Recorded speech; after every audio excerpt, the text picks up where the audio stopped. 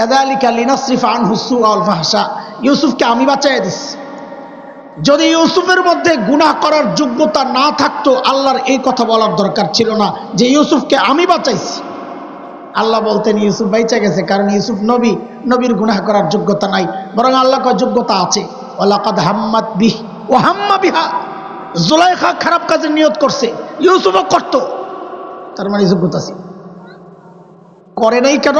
আমি বাঁচাইছি। করে নাই কেন? আমি বাঁচাইছি। থাক, আমি ওই দলিলে গেলাম, আমার অন্য আসল জায়গা ছুটে যাইব। নবীদের পর সর্বশ্রেষ্ঠ শ্রেণীটার নাম হচ্ছে হযরতে সাহাবায়ে কেরাম রিদওয়ানুল্লাহি আলাইহিম আজমাইন। সাহাবীদের ব্যাপারে আহলুস সুন্নাহ ওয়াল জামাতের আকীদা, সমস্ত সাহাবী নবীদের মতো তারা নিষ্পাপ না, কিন্তু আমরা বিশ্বাস করি সমস্ত সাহাবী মাগফুর, আল্লাহ তাদেরকে ক্ষমা করে দিয়েছে। সমস্ত সাহাবী মাগফুর, বলেন শব্দটা মুখস্থ করেন। সমস্ত সাহাবী মাগফুর। মাগফুর মানে আল্লাহ তাদেরকে কি করে দিয়েছেন? উলাইকাল্লাযীনা ইমতাহানাল্লাহু কুলুবাহুম লিত্তাকওয়া লাহুম মাগফিরাতুন ওয়া আজরুন আযীম। আল্লাহ বলেছেন রাদিয়াল্লাহু আনহুম। কি বলছেন? কি বলছেন? বলো বলো। রাদিয়াল্লাহু, আবার বলো। কি হলো আমার টের পেয়েছেন? আল্লাহ বলেন নাই মিনহুম, কি বলছেন? আন আন, ওই যে উলামারা ছাত্ররা পড়ছে শরমিয়াতে আমেলে, আন লিল ইস্তিগরাক, সব বুঝায় সব। আনহুম, সমস্ত সাহাবীর উপর আল্লাহ কয় আমি রাজি। আনহুম, মিনহুম না। কারো কারো উপর রাজি, কারো কারো উপর রাজি না। মুআবিয়া বাদ, আল্লাহ বলছেন নাকি? আল্লাহ কি বলছেন? কথা বলে না। আনহুম মানে টোটাল সব, ইস্তিগরাক, সমস্ত সাহাবীর উপর আমি রাজি, খুশি হয়ে গেছি। কাজে কেউ যদি সাহাবীদের দোষ তালাশ করে সমালোচনার ক্ষেত্র বানায়, সাহাবীদেরকে সমালোচনা লেখালেখি করে, বই লেখে, কথারে এমন ভাবে সাজায় যে মানুষ সাহাবীকে নিয়ে বাজে মন্তব্য করতে বাধ্য হয়, তো নিঃসন্দেহে চোখ বন্ধ করে বলতে হবে ওইটাও একটা আস্তা গুমরাহ, এটা পথভ্রষ্ট শয়তান। ও আল্লাহর সিদ্ধান্তকে মানতে পারতেছে না। আল্লাহ যাকে মাফ করেছেন সে মানতে পারতেছে না। আপনি মাফ করলেন কেন? সে তো দোষ করছে। বলেন যারা সাহাবীদের সমালোচনা করে এরা ভালো মানুষ না নষ্ট চরিত্রের? অথচ এই মানুষের সামনে তার নেতার একদিন সমালোচনা করে দেখেন, আপনারা জবুক রেলে, তোর নেতার দাম আমার নবীর সাহাবীদের চেয়ে বেড়ে গেছে না বেটা? তোর নেতা মুত্তাকি ছিল কিনা ঘরের মানুষ স্বীকার করতো না। আমাদের অনেক আছে, আমরা আমাদের বউ স্বীকার করে না তুমি মুত্তাকি না। চিনি আপনারে, অধিকাংশ পিসাবের খবর লাইয়া দেন, বউ পিসাবের কাছে মুড়ি দেয় নেই। চিনি আপনারে। মানুষ শুধু মজলিসে বসা থেকেও বরকত নেওয়া দরকার। সব কথা, অনেক কথা আছে কান দিয়ে ঢুকে, কান বুঝে না, ব্রেন কবুল করে না, কিন্তু দিল কবুল করে। আল্লাহওয়ালাদের কথা দিল কবুল করে। এই জন্য আমরা হযরতের কথাগুলো দিলের কান দিয়া শুনবো ইনশাআল্লাহ তাআলা। ঠিক আছে না ইনশাআল্লাহ? মুহতারাম হাজরিন, আল্লাহ সুবহানাহু ওয়া তাআলা আমাদেরকে মানুষ বানিয়েছেন। আমাদের দুই পাশে আল্লাহ দুইটা ভিন্ন চরিত্রের সৃষ্টি রেখেছেন। এক পাশে ফেরেশতা, তাদের চরিত্র সম্পর্কে আল্লাহ সূরা তাহরীম আয়াত 6 আল্লাহ বলেন লা ইয়াসুনাল্লাহা মা আমারাহুম ওয়া ইয়াফআলুনা মা ইউমারুন। সরল তর্জমা যদি করি তো বলবো ফেরেশতাদের চরিত্র হচ্ছে ফেরেশতারা গুনাহ করতে পারেন না। বলেন তো কি বলেছি? করেন না বলি নাই, বলেন গুনাহ করতে, গুনাহ করার যোগ্যতাই আল্লাহ দেন নাই। গুনাহ করতে ফেরেশতাদের ঠিক উল্টা চরিত্র। শয়তানের, যাদেরকে আল্লাহ বানিয়েছেন এইভাবে যে তারা ভালো কাজ করতে পারে না, পারত। আল্লাহর নাফরমানির কারণে আল্লাহ আমলের তৌফিককে ছিনায় নিছেন। এখন কোন শয়তান আর ভালো কাজ করতে পারে না। হ্যাঁ, শয়তানও মাঝে মাঝে ভালো কাজ করে, বড় ক্ষতি করার নিয়তে।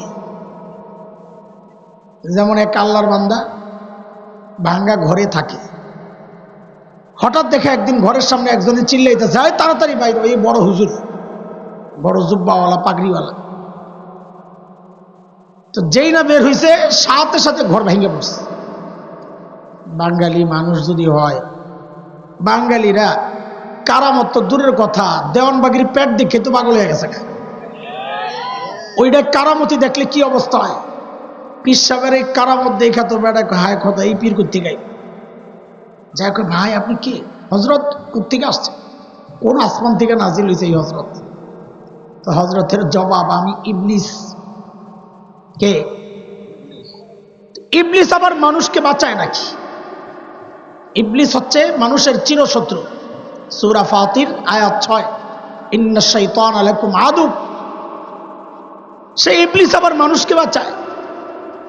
তো ইবলিস কি বলে, এটা আমি কি খামাখা বাঁচাইছি? এই ঘরের তলে পড়লে পইরা তুই যদি মারা যাইতি, তুই শহীদ হয়ে যাইতি, এটা আমি চাই না, তুই দূরে যাই। তার মানে ইবলিসও যদি ভালো কাজ করে, ওর উদ্দেশ্য, আমি মাঝে মাঝে বলতাম, অনেকে আমার এটা ভালোভাবে নিত না, যে আমাদেরকে যারা সনদের স্বীকৃতি দিছে আমাদের মাদ্রাসার, বাহ্যিকভাবে ওই ইবলিসের ওই বাঁচানোর মতোই ভালোই লাগে, কিন্তু আমাদের গোড়া শেষ করার জন্য এটা একটা গভীর চক্রান্ত ছিল। বুঝাইতে পারি না ভাই, ঠিক তো কও, এটা বললে এখন আমার খাইয়ে লেবো এক বিশাল জামাত। থাক, খুব ভালো কাম হয়েছে, আমি স্বীকৃতি পাইছি, আলহামদুলিল্লাহ। আল্লাহ এই ভিন্ন দুই চরিত্রের সংমিশ্রণে আল্লাহ বানাইছেন মানুষ। মানুষের মধ্যে আল্লাহ গুনাহ করার যোগ্যতাও দিছেন, গুনাহ থেকে বাঁচার যোগ্যতাও দিছেন। সূরা আশ-শামস ওয়া দুহাহার মধ্যে আল্লাহ বলেন, ওয়া নাফসিন ওয়া মা সাওয়াহা ফাআলহামাহা ফুজুরাহা ওয়া তাকওয়াহা قد أفلح من زكاها وقد خاب من دساها। দুইটার মিশ্রণে আল্লাহ মানুষ বানাইছেন। মানুষের মধ্যে নেক আমল করার যোগ্যতাও আল্লাহ দিয়েছেন, গুনাহ করার যোগ্যতাও আল্লাহ। মানুষের মধ্যে সর্বশ্রেষ্ঠ যে শ্রেণীটা, হযরতে আম্বিয়া আলাইহিমুস সালাতু ওয়াস সালাম, নবী রাসূলগণ, নবী রাসূলদের ব্যাপারে আহলুস সুন্নাহ ওয়াল জামাতের আকীদা, সমস্ত নবী মাসুম, নিষ্পাপ। বলেন আমার সাথে, সমস্ত নবী নিষ্পাপ। বলেন, মানে কোন নবী জিন্দেগিতে কোনো গুনাহ করেন নাই, নবুয়তের আগেও না, নবুয়তের পরেও না। হযরতে মুসা আলাইহিস সালামও না, আদম আলাইহিস সালামও না। কাজী কেউ যদি নবীদের দোষ তালাশ করে উম্মতের সামনে বলে, তো বুঝতে হবে তার দাড়ি যত লম্বা হোক, পাগড়ি যত সুন্দর হোক, অনুসারী যত কোটি কোটি হোক, ওইটা গুমরা, ওইটা পথভ্রষ্ট, তার অনুসারীরাও পথভ্রষ্ট। সমস্ত নবী, হ্যাঁ, নবীদের মধ্যে গুনাহ করার যোগ্যতা ছিল, এমনটা ভাবার কোনো কারণ নাই যে গুনাহ করার যোগ্যতা ছিল না, ছিল। আরে ভাই, যোগ্যতা না থাকলে গুনাহ ছাড়ার মধ্যে কোনো কৃতিত্ব নাই। জন্ম থেকে পাও নাই, হ্যাঁ যদি কয় আমার জিন্দেগিতে আমি কাউরে লাথি দেই নাই, এই কথার কোনো মূল্য নাই। জন্ম থেকে অন্ধ, হ্যাঁ যদি কয় আমার জিন্দেগিতে আমি হারাম জায়গায় তাকাই নাই, এই কথার কোনো যোগ্যতা আছে? লাথি দেই নাই, এটার কৃতিত্ব আছে। চোখ আছে, তাকাই নাই, এই কথার কৃতিত্ব আছে। নবীদের গুনাহ করার যোগ্যতা ছিল না, তাই গুনাহ করেন নাই, এই কথার কোনো কৃতিত্ব নাই। বরং গুনাহ করার যোগ্যতা ছিল, কিন্তু কোন নবী কোনো গুনাহ করেন নাই, এই কথার মধ্যেই সময় খুব ছোট, নইলে আমি এটাও বুঝাইয়া দিতাম নবীদের মধ্যে গুনাহ করার যোগ্যতা ছিল, এটার প্রমাণ দিতাম কোরআন থেকে, হাদিস থেকে, প্রমাণের অভাব নাই।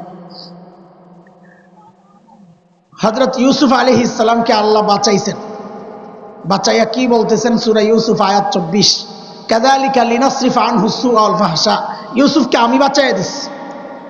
যদি ইউসুফের মধ্যে গুনাহ করার যোগ্যতা না থাকতো আল্লাহর এই কথা বলার দরকার ছিল না যে ইউসুফকে আমি বাঁচাইছি।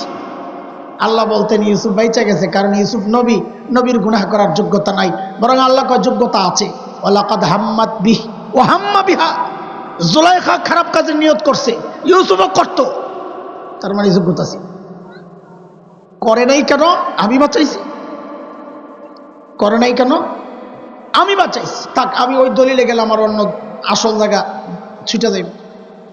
নবীদের পর সর্বশ্রেষ্ঠ শ্রেণীটার নাম হচ্ছে হযরতে সাহাবায়ে কেরাম রিদওয়ানুল্লাহি আলাইহিম আজমাইন। সাহাবীদের ব্যাপারে আহলুস সুন্নাহ ওয়াল জামাতের আকীদা, সমস্ত সাহাবী নবীদের মতো তারা নিষ্পাপ না, কিন্তু আমরা বিশ্বাস করি সমস্ত সাহাবী মাগফুর, আল্লাহ তাদেরকে ক্ষমা করে দিয়েছে। সমস্ত সাহাবী মাগফুর, বলেন শব্দটা মুখস্থ করেন, সমস্ত সাহাবী মাগফুর। মাগফুর মানে আল্লাহ তাদেরকে কি করে দিয়েছেন? উলাইকাল্লাযীনা ইমতাহানাল্লাহু কুলুবাহুম লিত্তাকওয়া লাহুম মাগফিরাতুন ওয়া আজরুন আযীম। আল্লাহ বলেছেন রাদিয়াল্লাহু আনহুম। কি বলছেন? কি বলছেন? বলো বলো, রাদিয়াল্লাহু, আবার বলো। কি হলো আমার টের পেয়েছেন? আল্লাহ বলেন নাই মিনহুম, কি বলছেন? আন আন, ওই যে ওলামারা ছাত্ররা পড়ছে সরেমিয়া তামেলে, আন লিল ইস্তিগরাক, সব বুঝায় সব। আনহুম, সমস্ত সাহাবীর উপর আল্লাহ কয় আমি রাজি। আনহুম, মিনহুম না। কারো কারো উপর রাজি, কারো কারো উপর রাজি না। মুআবিয়া বাদ, আল্লাহ বলছেন নাকি? আল্লাহ কি বলছেন? কথা বলে না। আনহুম মানে টোটাল সব, ইস্তিগরাক, সমস্ত সাহাবীর উপর আমি রাজি, খুশি হয়ে গেছি।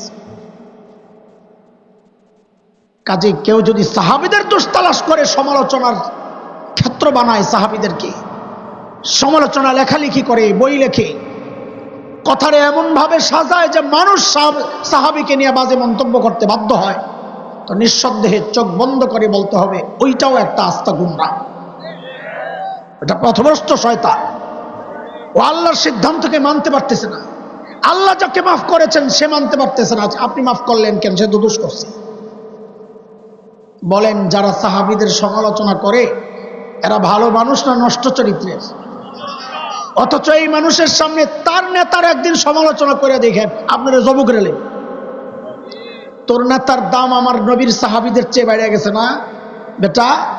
তোর নেতা মুত্তাকি ছিল কিনা ঘরের মানুষ স্বীকার করতো না।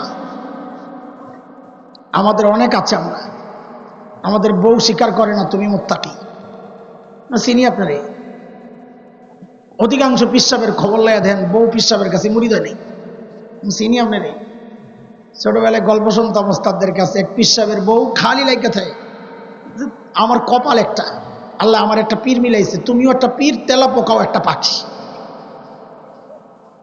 একদিন পিসাব ঘরে আইছে, বউ কি কয়, তুমি কি ঘোড়ার ডিমের পীর হইছ? কি হয়েছে? আজকে দেখছি আমাকে ঘরের সামনে দিয়ে একজন পিসাব উইরা উইরা যায়, তুমি ল্যাংরাইয়া ল্যাংরাইয়া আরো সোজায় আটতেও তোমার। তো পিসাব কয়, আহারে পোড়া কপাল, আগে মনে করছিলাম তোর দিল নষ্ট, এখন দিস চোখও নষ্ট। কেন? ভালো করে খেয়াল করস নাই ওটা যে আমি আসিলাম।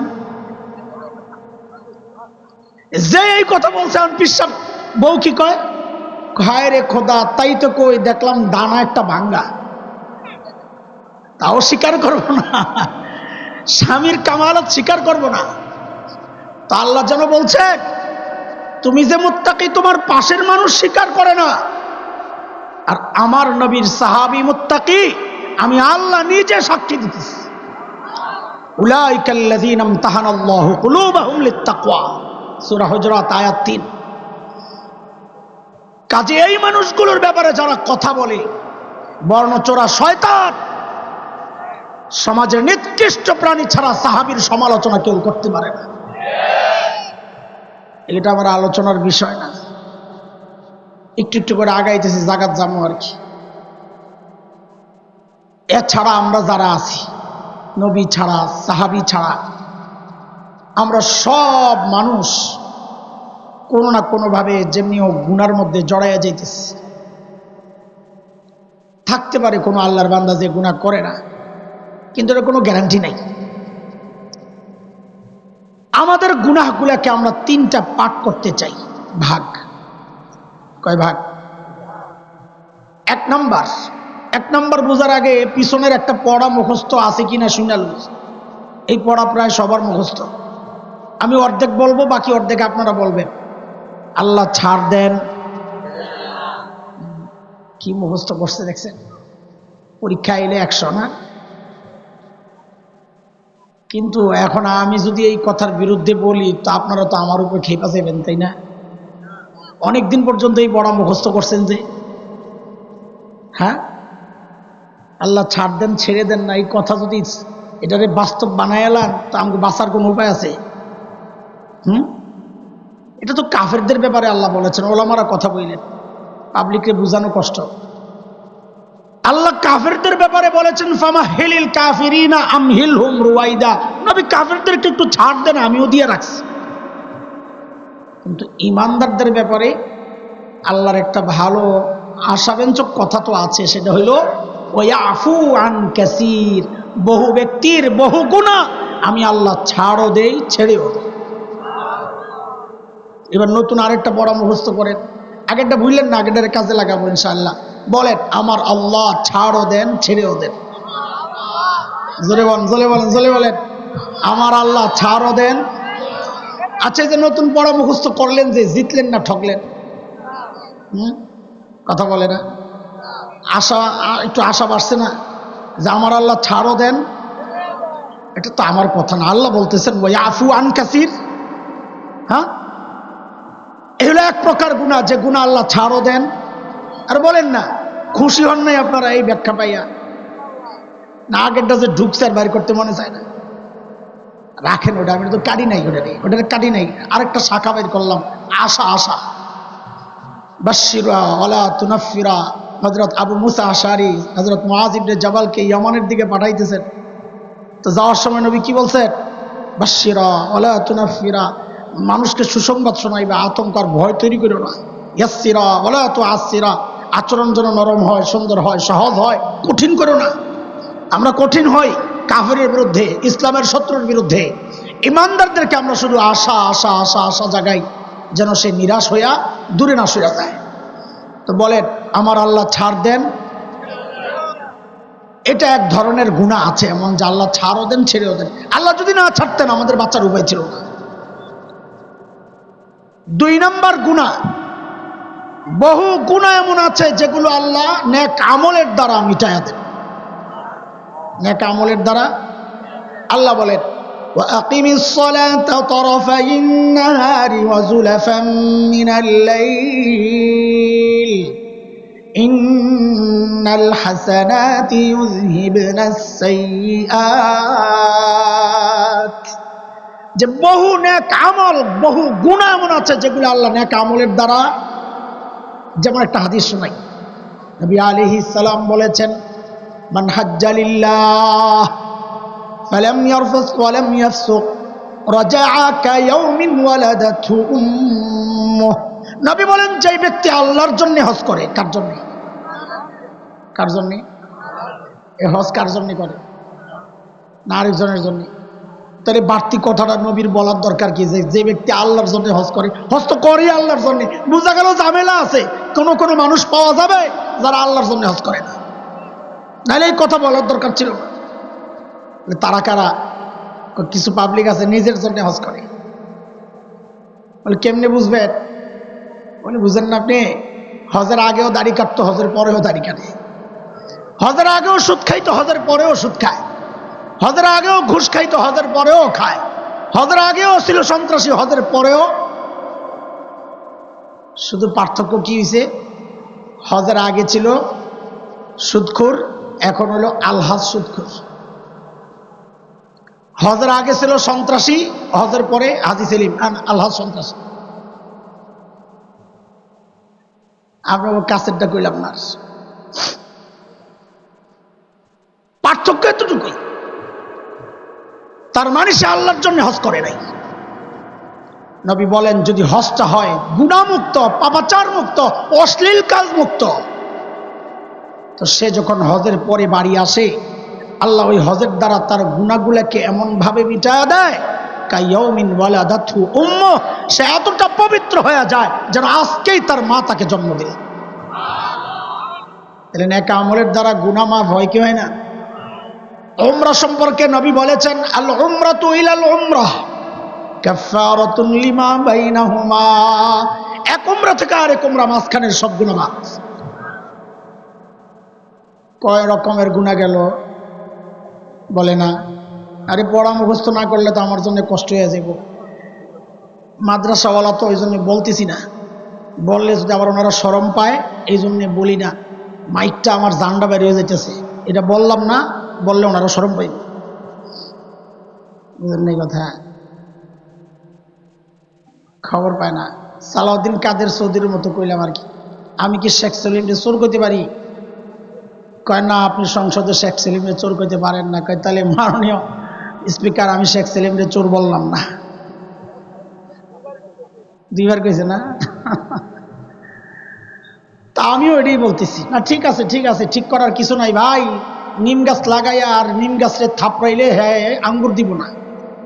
দিব? নিম গাছরে ধমকাইলে আঙ্গুর আসবে? আসবে না। তার ক্যাপাসিটি যা আপনারা দিয়েছেন সে ওইটাই আনছে, এর বেশি কিছু করা কোনোভাবেই সম্ভব না। আমি শুরুতে সালাম দিয়েই বুঝছি আজকে আমি শেষ। কারণ হলো স্বামী যদি রাগী হয় তো স্ত্রী একটু নরম হইতে হয়, বউ গরম হইলে জামাই একটু নরম হইতে হয়, তাহলে সংসারটা টিকে। দুইটাই গরম হইলে সংসার টিকে না, আবার দুইটাই নরম হইলে বাচ্চা নষ্ট হয়ে যায়। বয়ানের মাঠেও সংসার আছে একটা, মাইক আর বক্তার সংসার। যদি মাইক নষ্ট হয় তো বক্তার গলা স্ট্রং থাকলে কোনো রকম কাম চলে, আর যদি গলা বক্তার দুর্বল হয়, মাইক যদি স্ট্রং হয় তাও কাম চলে। কিন্তু যদি দেখা যায় মাইকেরও গলা ভাঙ্গা, বক্তারও গলা ভাঙ্গা, তো ওই সংসার টিকানো বড় মুশকিল হয়ে যায়। আজকে তাই হয়েছে। আমি তো আজীবন গলা ভাঙ্গা পাবলিক, আর আজকে আয়া পাইছি আমার লগের দ্বারে সংসার করুন যার লগে, এটারও কি এখন আত্মীয় স্বজনের দায়িত্ব বাইরে গেছে। এই জামাই বউরে বুঝাইয়া বুঝাইয়া সংসারটারে আগায় নেওয়া। তা আপনার আত্মীয় স্বজন আছেন যে একটু আমার সাথে কথাবার্তা বললেন তো সংসারটারে কোনো রকম টিকানো যাবে ইনশাআল্লাহ। না বুঝেন নাই কথাবার্তা? থাক থাক ওরা ধমকায় না, আরো আউলে এলিব। এবারে তুই দুরূদ শরীফ পড়বে, বসে বসে আসে না? হ্যাঁ দুরূদ শরীফ পড়ো, আল্লাহ সহজ করে দিবেন। আল্লাহ যেন আমার মেজাজটা ঠান্ডা রাখে, গরম না হয়। তুই খালি এই দোয়া করবে। কয় রকম গুনাহ গেল কথা বলেন? একরকম গুনাহ যেগুলো আল্লাহ এমনি ছাড় দেন, ছেড়েও দেন, মাশাআল্লাহ। আরেক রকমের গুনাহ যেগুলো আল্লাহ নেক আমলের দ্বারা, 3 নাম্বার গুনাহ যেগুলো আল্লাহ তাআলা ছাড় দেন কিন্তু ছেড়ে দেন না। ওই যেই পড়া আপনারা মুখস্থ করছেন, ছাড় দেন কিন্তু। আচ্ছা আমাকে বলেন কয়টা নাম্বার বললাম? 1 2। আচ্ছা আপনারা বলেন তো এই 3টার মধ্যে শুধু নাম্বার বলবেন, আপনাদের কাছে কোন গুনাহটা সবচেয়ে ভয়ঙ্কর মনে হচ্ছে? কয় নম্বর বলেন? বলেন। তাইলে আপনারা বলেন সেই গুনাহটা চেনা দরকার কিনা? বলেন, চেনা দরকার? সেই গুনাহ থেকে বাঁচা দরকার? এটাই হচ্ছে আজকে আমাদের আলোচনার বিষয়। যেই গুনাহ আল্লাহ ছাড় দেন কিন্তু ছেড়ে দেন না, আমরা সেই গুনাহটা চিনব এবং সেই গুনাহ থেকে বাঁচার উপায় শিখবো ইনশাআল্লাহ। ঠিক আছে ইনশাআল্লাহ? সময় খুব কম, আমার ওস্তাদজি চলে আসবেন। আমার খাস ওস্তাদ, আমাকে খুব মহব্বত করেন হুজুর, তো এই জন্য আমি দেরি করব না, খুব অল্পতেই শেষ করবো ইনশাআল্লাহ। তাহলে আলোচনার বিষয় কি? যে গুনাহ আল্লাহ ছাড় দেন কিন্তু সেই গুনাহ কি? এই মুফতি সাহেব কথা কইেন, তাকাইতে হয়। হ্যাঁ ভবিষ্যৎ তো আমার চেয়ে ভালো। আমরা এরকম মাহফিল পাইলে ঘর থেকে 10 টাকা 15 টাকা যাই বরাদ্দ পাইতাম, তো যাইয়া ওই যে একটা বাঁশি আর পিছনে যে বেলুন লাগাই না থাকে ফুলাইলে এটা কিনতাম। আর কটকটি ছিলেন, কটকটি 2 টাকার কটকটি কিনা খাইতাম আর ঘুরতাম, এত যাও ওয়াজে বইছে। তার মানে আর ভবিষ্যৎ আমার চেয়েও ভালো। আল্লাহ তুমি দেশ শ্রেষ্ঠ, জগৎ শ্রেষ্ঠ, হক্কানি রব্বানি আলেম বানায়। আসো আমিন ক গাদা। আল্লাহ ওই গুনাহটা কি যা আল্লাহ ছাড়তেন কিন্তু ছেড়ে দেন না। মনোযোগ মনোযোগ, আল্লাহ বলতেছেন, শুরুতে আমি যে আয়াত পড়েছি ওই আয়াতে আল্লাহ বলেন, বালা মান কাসাবা সাইয়্যাতান ওয়া আহাতাত বিহি খাতিআতুহু ফাউলাইকা আসহাবুন নার। আল্লাহ বলেন যে গুনাহ বান্দাকে ঘিরে নেয়, গুনাহ বান্দাকে, মুফাসসিররা বলেন মানে যে গুনায় বান্দা ফেঁসে যায়, এটাও অস্পষ্ট। তা আমরা আরো সহজ করে বলি আপনাদেরকে, যে গুনাহ বান্দা নেশার মতো করে ছাড়তে পারে না, মানে নিয়মিত করে। সহজ কথা কম, যে গুনাহ বান্দা এখন নিয়মিত গুনাহ কোনটা? আমার একটা হইতে পারে, সেটা আপনার নাও হইতে পারে, আপনার আরেকটা হইতে পারে, ওর আরেকটা হইতে পারে, তার আরেকটা হইতে পারে। কেউ নিয়মিত মিথ্যা বলে ছাড়তে পারে না, কেউ নিয়মিত সুদ খায় ছাড়তে পারে না, কেউ নিয়মিত মদ খায় ছাড়তে পারে না, কেউ নিয়মিত জেনা করে ছাড়তে পারে না। সবার যে একটাই হবে তা জরুরি না, কিন্তু আমরা এই সমাজের মানুষ, এই সমাজ নিয়ে আমাদের বসবাস, সমাজ নিয়ে ভাবি, সেই জায়গা থেকে একটা গুনাহ এমন আমাদের চোখের সামনে আসছে, মোট 4টা গুনাহ, তার মধ্যে একটা গুনাহ যে গুনার মধ্যে এই সমাজের প্রায় সব শ্রেণীর মানুষ জড়িত, বুড়াও জড়িত, জুয়ানও জড়িত, নারীও জড়িত, পুরুষও জড়িত, আমার মতো এরকম লিবাসওয়ালা মাওলানা কেউ কেউ কেউ কেউ জড়িত, আবার সাধারণ মানুষও জড়িত, কোন পীর জড়িত, কোন মুরিদ জড়িত, কোন ইমাম জড়িত, কোন মুসল্লিও জড়িত। হায়, প্রায় সব মানুষ জড়িত, এমনকি ছোট্ট ছোট্ট বাচ্চারাও জড়িত। সেই গুনাহটার নাম হচ্ছে টাচ মোবাইলের গুনাহ। পারলে অস্বীকার করেন, পারলে অস্বীকার করেন। প্রায় সবাই এই গুনার মধ্যে আমরা জড়ায় গেছি, সব শ্রেণী। আমি আর ব্যাখ্যায় আগাচ্ছি না, কারণ কথা আগানো যাবে না। এমন আরো 2টা গুনাহ আছে যে গুনার মধ্যে এই সমাজের অধিকাংশ পুরুষ জড়িত, আর একটা গুনাহ এমন আছে যে গুনার মধ্যে এই সমাজের অধিকাংশ পর্দানসীন নারী জড়িত। মোট কয়টা হইল গুনাহ? টাচ মোবাইলের গুনাহ, পুরুষের 2 গুনাহ, নারীর 1 গুনাহ, মোট কয়টা? অধিকাংশ পুরুষ এই সমাজের যে গুনাহটায় জড়িত, এই মজলিস দেখলে বোঝা যাবে না। হাটে ঘাটে মাঠে যান, দেখবেন এই সমাজের অধিকাংশ পুরুষ দাড়ি কাটার গুনায় জড়িত। 2 নম্বর, এই সমাজের অধিকাংশ পুরুষ টাকনুর নিচে কাপড় পরার গুনায় জড়িত। ঠিক যে আস্তে আস্তে কোন, তার মানে সন্দেহ আছে নাকি? একটু জোরে না করলে তো আমি ভরসা পাইতেছি না। এই 3টা গুনাহ। আরেকটা গুনাহ, যে গুনার মধ্যে এই সমাজের অধিকাংশ পর্দানসীন নারী, বেপর্দায় যারা চলে তাদের কথা বলছি না, পর্দানসীন নারী জড়িত। এটা কি আজীব কথা না? পর্দানসীন নারী জড়িত, সেই গুনাহ কি? পর্দার যে আয়াত আছে কোরআনে, সূরা নূর 18 নম্বর পারা 30 নম্বর আয়াত হচ্ছে পুরুষের পর্দা সম্পর্কে, 31 নম্বর আয়াত হচ্ছে নারীদের পর্দা সম্পর্কে। নারীদের পর্দার কথা বলতে গিয়ে আল্লাহ ছোট্ট একটা বাক্য বলেছেন, ওইটাই যেন পর্দার মূল বিষয়। আল্লাহ বলেন, ওয়ালা ইউদ্দিনা যিনাতাহুন্না, মেয়েরা যেন তাদের সৌন্দর্য প্রকাশ না করে। এটা হচ্ছে পর্দার মূল পয়েন্ট, মেয়েরা যেন তাদের সৌন্দর্য প্রকাশ না করে। কাজী কেউ যদি ছালার চট গায়ে দিয়া নিজের সৌন্দর্য গোপন করে, তো ইসলাম বলবে সে শরিয়া অনুযায়ী পর্দা করেছে। কেউ যদি নিজের ঘরের কাঁথাটা মুড়ো দিয়া নিজের সৌন্দর্য গোপন করে, তো ইসলাম বলবে সে শরিয়া অনুযায়ী পর্দা করেছে।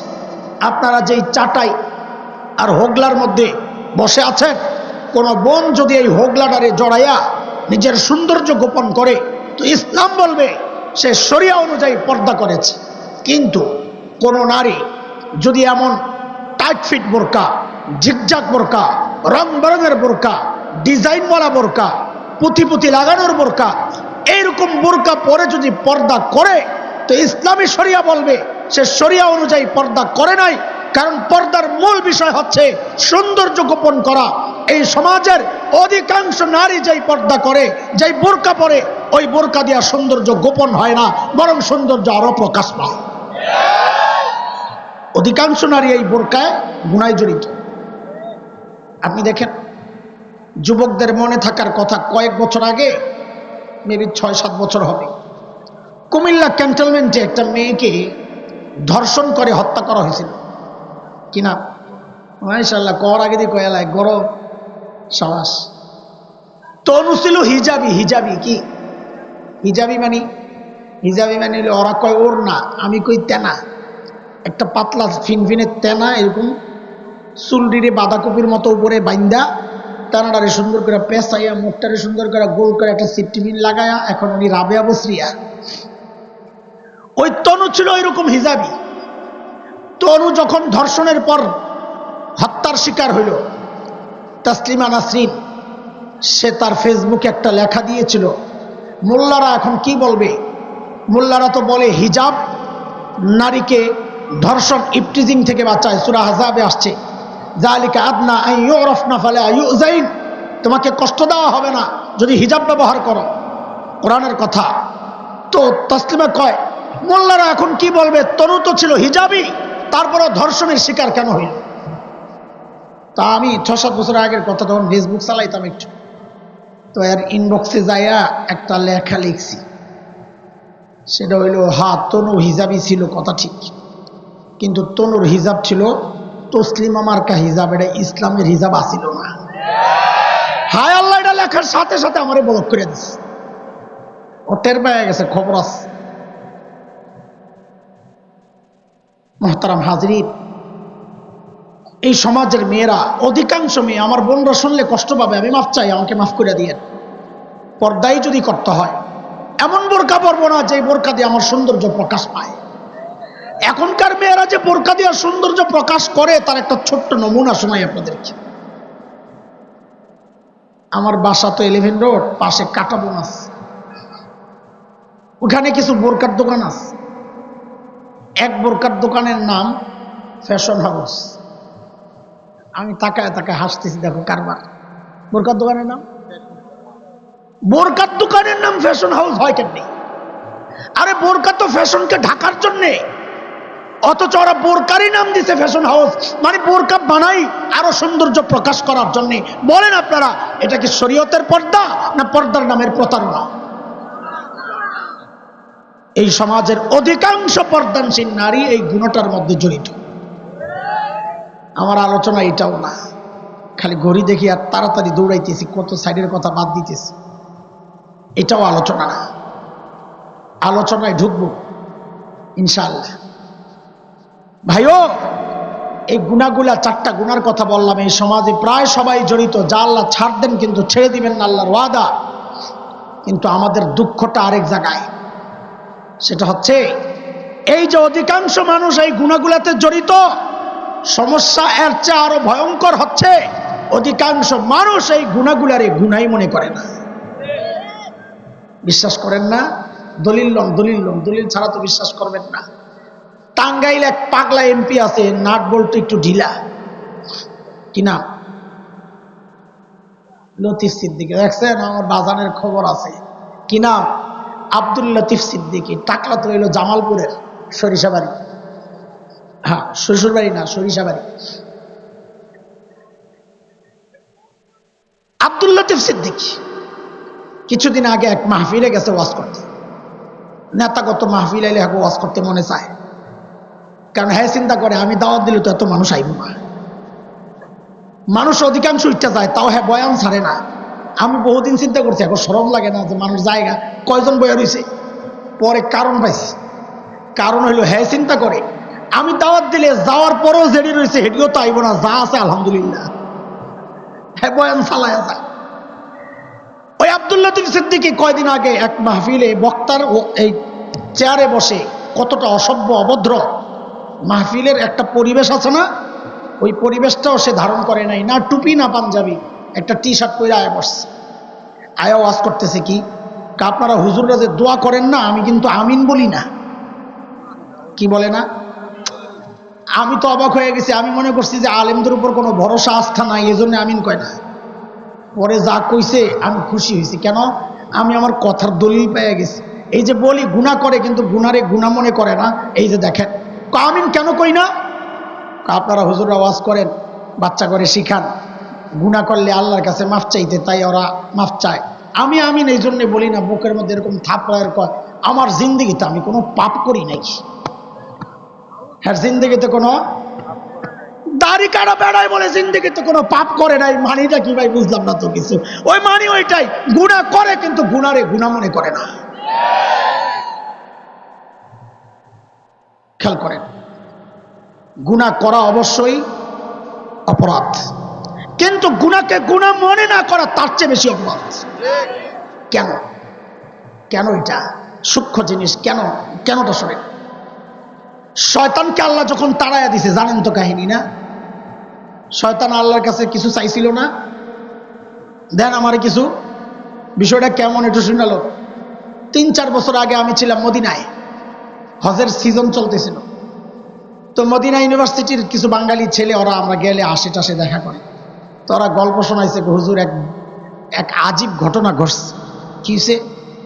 কয় মদিনার পুলিশ হজ মিশনে ফোন দিছে, আপনাকে হাজি একটা ধরা পড়ছে। কি জন্যে? কয় ভিক্ষা করে ধরছে। আরে তো আমরা গেছি সুডাই আনতে, যায়া দেখি সাবে যে বয়ে রয়েছে, এর মধ্যে কোনো আফসুস, অনুশোচনা, অনুতপ্ত কোনো ভাব কিচ্ছু নাই, নিশ্চিন্তে বয়াম আছে। আর দুইটা নাই, হাত কাটা। বুঝাই টুজাই সুডাই আনছি। রাস্তায় জিজ্ঞেস করি হাত কাটা কেন, আমরা তো জিত, কিন্তু হ্যার কোনো ভাবান্তর নাই, আরাম। হাত কাটা কেন আপনার? ভাই আসিলাম ডাকাইত। কয় যে কোনো অনুশোচনা লজ্জা কিচ্ছু নাই, ডাকাইত আসিলাম, ধরা পড়ছি, গণধোলাই খাইয়া হাত দুইটা হারাইছি। তো কোনো কাম কাজ করতে পারি না, তো আল্লাহ তাআলা একটা রাস্তা মিলাইছে, কি হজের সিজন আইলে কম টাকার একটা প্যাকেজে ঢুকে যাই, যায়া মক্কা, মদিনা, মিনা, মুজদালিফা, আরাফা ভিক্ষা করি। আলহামদুলিল্লাহ, আল্লাহ শুকর, আল্লাহ বহুত বরকত দেন। হজের খরচ তো ওঠে, এরপরে যা থাকে সারা বছর চলতারি। আল্লাহ কোন বুদ্ধি শিখাইলাম, কে আবার নিয়ত ঠিয়ত করে। হজ অফিসে বসায় রাখছি, রিটার্ন টিকিট আসছে, ওকে পাঠাইয়া দেওয়া হবে দেশে, কারণ ও তো হজ করতে যায় নাই। এর মধ্যে যদি কোনো লজ্জা অনুতপ্তের ভাব থাকতো হুজুর, কিন্তু আমরা বেশি অবাক হয়েছি তার এক কথায়, সবাই হাসতে হাসতে শেষ। এটা কি মানুষ না আর কিছু? হ্যাঁ লাস্টে বলে কি কয়, স্যার আমার এই যে দেশে পাঠাইয়া দিবেন আপনারা, আমারে কিছু দিবেন টিবেন না? ওই গল্প শুই না আমার শয়তানের কথা মনে পড়ছে। শয়তানকে আল্লাহ যখন কইছে বাইর হ, তো শয়তানও আল্লাহরে কইছিল, আল্লাহ আমারে যে বিদায় করে দিবেন, আমারে কিছু দিবেন টিবেন না? তার লাগে তোর কি লাগবো? তো শয়তান 3টা জিনিস আবেদন করছে। কয়টা? কও না ছাত্ররা, কথা কও না। কয়টা? 1 নম্বর, রব্বি আনজিরনি ইলা ইয়াউমি ইউবাসুন, আল্লাহ আমাকে হায়াত বাড়ায়া দেন। আলেমরা কইেন না, সাধারণ মানুষ কন। কোন পর্যন্ত? কোন পর্যন্ত? এবার হুজুররা কন কোন পর্যন্ত? পুনরুত্থান দিবস পর্যন্ত। দুই রকম হয়ে গেল না তর্জমা? শয়তানের এক মহা বাটপাড়ির খপ্পরে পড়ে গেছি আমরা। এক ভয়ঙ্কর বাটপাড়ি করছে, টের পাই নাই অনেকে। আমাদের বড়রা এগুলো ধরাইয়া দিয়েছেন, দেখ কি বাটপাড়ি করছে। কি বাটপাড়ি? খেয়াল করেন, হযরত ইসরাফিল 2 বার সিংহায় ফু দিবেন। কয়বার? প্রথমবার ফুয়ের সাথে কিয়ামত, সাআ, কুল্লু শাইইন হালিক ইল্লা ওয়াজহা, আল্লাহ ছাড়া সব শেষ, কেউ বাঁচবে না। দ্বিতীয়বার আবার হযরত ইসরাফিলকে দিয়ে আল্লাহ সিংহায় ফু দেওয়াবে। তখন এটাকে বলে ইয়াউম ইউবআসুন, সবাই আবার জীবিত হবে। আবার জীবিত হওয়ার পর আল্লাহ মৃত্যুকে জন্তু বানায়া জবেহ করে মৃত্যুকে শেষ করে দিবেন, আর কেউ মারা যাবে না। ইয়াউম ইউবআসুনের পর আর কেউ মরবে না। যে জান্নাতে যাবে চিরকাল জান্নাত, কাফের হইয়া যে জাহান্নামে যাবে চিরকাল জাহান্নাম। লা ইয়ামুতু ফিহা ওয়া লা ইয়াহইয়া, মরবে না। শয়তান আল্লাহর কাছে কিয়ামত পর্যন্ত সুযোগ চায় নাই। ও জানে আমি যদি কিয়ামত পর্যন্ত সুযোগ চাই আমার মরা লাগবে। তো কি কয়, আনজিরনি ইলা ইয়াউমি ইউবআসুন, পুনরুত্থান দিবস পর্যন্ত সুযোগ দেন, কারণ ও জানে ওই পর্যন্ত যদি টিক্কা যাই মরার কাম শেষ। বাটপারি এটা ধরছেননি আপনারা? তা আমরা না ধরতে পারি নাই, আল্লাহ কি ধরতে পারে নাই? তা আল্লাহ কয় শোন, তুই কি বাটপারি করছিস আমি জানি। ইন্নাকা মিনাল মুনজারিন, তোরে সুযোগ দিলাম, তবে টাইম যেটা চাইছস তুই ওইটা না। ইলা ইয়াউমিন ওয়াক্তিন মালুম, টাইম ওইটাই যেটা আমি কইছি। প্রথম ফুয়ের সাথে তুই শেষ। শয়তান দেখছে কাম তো হইল না, বাটপারি যেটা করছিলাম। কাল্লা আরেকটা চাই। কি চাস কহ? আমার যে দুনিয়ায় পাঠাইবেন আদমের লগে মোকাবেলা করার লেগে, আদমের তো অনেক সন্তান হবে, তো আমি যে যাই কোনো আয় খেলা হবে তো আমার কর্মী লাগবো না। তো তুই কি চাস? আমি সন্তান চাই, আমারও সন্তান দেন। তো শয়তানের সন্তান লাগবে, চাইছে কার কাছে? এত আস্তে কইলে আমি আর পরের কথা কমু না। আরো জোরে, আরো জোরে, আরো জোরে। শয়তানের সন্তান লাগবে, চাইছে কার কাছে? তুমি আর শয়তানের চেয়ে খারাপ। তোমার সন্তান লাগলে তুমি যা চাও খাজার কাছে আর বাবার কাছে আর কবরওয়ালার কাছে, তুমি আর শয়তানের চেয়ে খারাপ। শয়তান বুঝলো সন্তান দিবে কে, চাইছে কার কাছে, আর তুমি চাও কার কাছে? তো তুমি আর শয়তানের চেয়ে খারাপ। কথা কর। এই জন্য এই যে বাবলি যে কয় না তুই ইবলিসের বড়টা, মাঝে মাঝে ইবলিসের বড়টা পাওয়া যায়, আসলেও পাওয়া যায়। এই দেখেন না, আল্লাহ কয় যা তোরে সন্তানও দিব যা। কাল্লা এটা তো বাহিরে মোকাবেলার লেগা। হুজুরকে ভিতরে ঢুকে একটু যদি কিছু কাম করতে পারতাম। কি চাস? কই রগের ভিতরে ঢুকা শয়তানি করতে চাই। তো নবী আলাইহিস সালাম বলেন আল্লাহ সেই সুযোগও দিয়েছেন, ইন্না শাইতান ইয়াজরি মিনাল ইনসান মাজরাদ দাম, শয়তান মানুষের রক্তের রেশায় রেশায় রগে রগে দৌড়ায় দৌড়ায় ধোকা দেয়। ঢুকে কোন দিক দিয়া? এই মোল্লা কথা কর, কোন দিক দিয়া ঢুকে? নাকি দিয়া রক পাইব কই? মুখস্থ কথা। জানেন না? হায় আল্লাহ, কোনটা জিগায় কোন বিপদে বললাম আমি। এই দেখছেন, এই পাবলিক অভিজ্ঞ মাশাআল্লাহ, সেক্রেটারি পাইছি একখান। এই হাতটা পিছনে নিলে মধ্য আঙ্গুলি ঘাড়ের যেখানে যায়, স্পাইনাল কর্ড যেটা শাহরক হাবলুল ওয়ারিদ, ওদিক দিয়ে ঢুকে শয়তান। ওই জন্য আল্লাহ তাআলা আমাদের নবী আলাইহিস সালামের ঠিক ওই জায়গায় মোহরে নবুয়ত লাগাইয়া দিয়েছেন যেন শয়তান ঢুকতে না পারে। এই সিপাস আবার কথা কওয়া যায় না, আমার অনেক সময় লাগবে, বাদ দেন। শয়তান কয় জিনিস মঞ্জুর করাইলো? আরো জোরে বলেন না। আমার বাপ এখন বয়া বয়া কান্দে। আমার বাপ কেডা? মরার গোষ্ঠী মরা। ভালো করে কা না, আদম না, বলবেন নবী আদম। বলেন বলেন বলেন বলে কেন নবী বলবেন?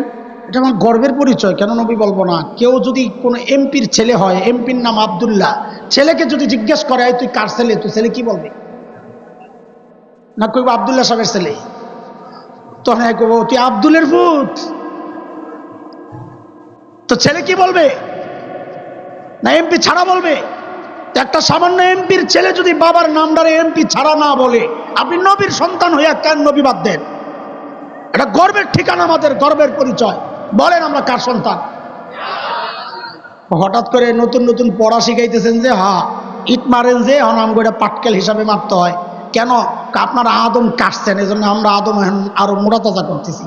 কই কাটলাম? বলে আগে মানুষ গণনার সিস্টেমটার নাম ছিল আদমশুমারি। কি ছিল? হঠাৎ একদিন ঘুম থেকে উঠতে দিয়ে আদম নাই, নতুন নাম হয়ে গেছে জনশুমারি। কি কোনোদিন জিজ্ঞেস করছেন কাউরে আদম কেন কাটছেন? জিজ্ঞেস করবেন কেন? ওটা আপনাকে মাথা ব্যথা না, আপনাদের মাথা ব্যথা পেজের দাম বাইরে গেছে, এত খামু কেমনি? আপনাদের মাথা ব্যথা না করলে কি হয়েছে?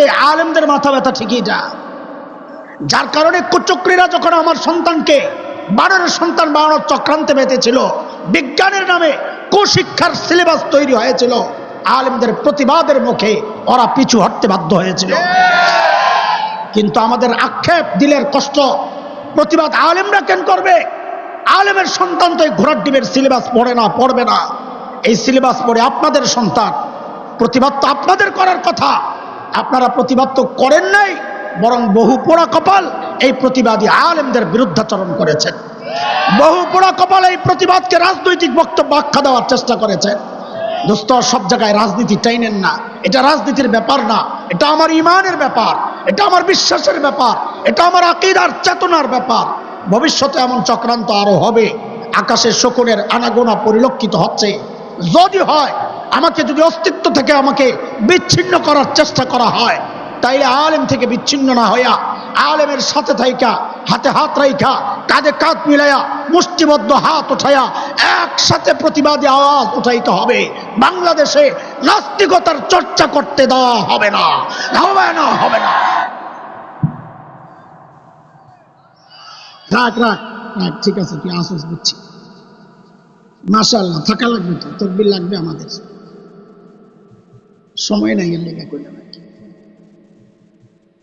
শয়তান কয় জিনিস দাবি করতে পারছে, এখন আমার বাপে বয়ে বয়ে কি করে, কথা বলে না। তাল্লাই দেখছে, হারে আমার দোস্ত কাঁদতেছে, কি সমস্যা? সব দিয়ে দিলেন, আমার পোলাবেন কি বা, তা আমারে দেন কিছু। তাল্লা বলেন, জানাবে, টেনশন করেন না, আমি ফেরেশতা দিয়ে আমার বান্দারের চারদিক দিয়ে ব্রেকেট দিয়ে নিরাপত্তা দিব, যেন শয়তান কাছে যাইতে না পারে। সূরা রাদে আসছে, লাহু মুআক্কিবাতুম মিন বাইনি ইয়াদাইহি ওয়া মিন খালফিহি ইয়াহফাযুনাহু মিন আমরিল্লাহ। নবী আলাইহিস সালাম বলেন, আমরা যেমন খাবার থেকে মাছি তাড়ায়া দেই না, ফেরেশতারাও আমাদের চারপাশ থেকে ওইরকম শয়তান তাড়ায়া দেয়। আমার বাপে তাও বৈশা বৈশা কান্দে।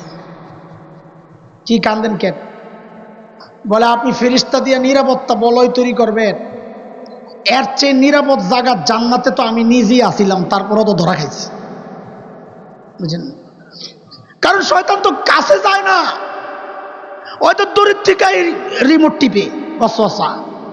ওয়াসওয়াসার নতুন ভার্সন কি, রিমোট কন্ট্রোল। তা আল্লাহ বলে, হারি সন্তানের জন্য কি মায়া, তো আমার রবের মায়া আছে না? আপনারা তো এটা দিয়ে দিছিলাম বুঝ, তা আমার রবেরটা তো রয়ে গেছে স্পেশাল, তো এটা জানাই দিয়েন, তাইলে তো হয়। ওটা কি? আমার বান্দা গুনাহ করবে করবে করবে করবে, করতে করতে জীবন পার, শেষ সময়েও যদি আয়েশা বলে, ও আল্লাহ আমি ভুল করছি, আমারে মাফ করে দেন, আমি ওর জিন্দেগির সব গুনাহ মাফ করে দেন। যেই শয়তান শুনছে যে আল্লাহ বলছেন যে সব গুনাহ মাফ, এবার শয়তান লাভ দিয়া খারুছে, আল্লাহ এটা কি করলেন? সব যদি মাফি করে দিবেন, তা আমারে ওই 3 সুযোগ কি জন্য দিয়েছিলেন? ঘোড়ার ডিম এটি দিয়ে আমি করুন কি? চিন্তার বিষয় না বেটার? এত এত চিল্লে মিল্লে 3টা জিনিস মঞ্জুর করাইলে সব বাদ। তো শয়তান একটা আখেরি হুমকি দিছিল, ওইটা হলো আলোচনার পয়েন্ট। কোথার থেকে আসছিলাম? গুনারে গুনাহ মনে না করা, গুনার চেয়ে আরো মারাত্মক অপরাধ। শয়তান তখন বলে, আল্লাহ আপনি আপনার বান্দার তওবা করলে মাফ করে দিবেন, তাই না? এত মায়া, আমিও বাট্টার কম না, আমি আপনার বান্দারে দিয়া এমন গুনাহ করাবো যেন সে তওবা না করে, যেন সে মুহাক্কিক ওলামারা তো পেরেশান হয়ে গেছেন, আরে ওটা কোন গুনাহ? যে গুনাহ বান্দা করে কিন্তু তওবা করে না, তো খুঁজতে খুঁজতে খুঁজতে খুঁজতে বের করছেন সেই গুনাহ হলো ওই গুনাহ যে গুনাহ মানুষ করে কিন্তু গুনারে গুনাহ মনে করে না।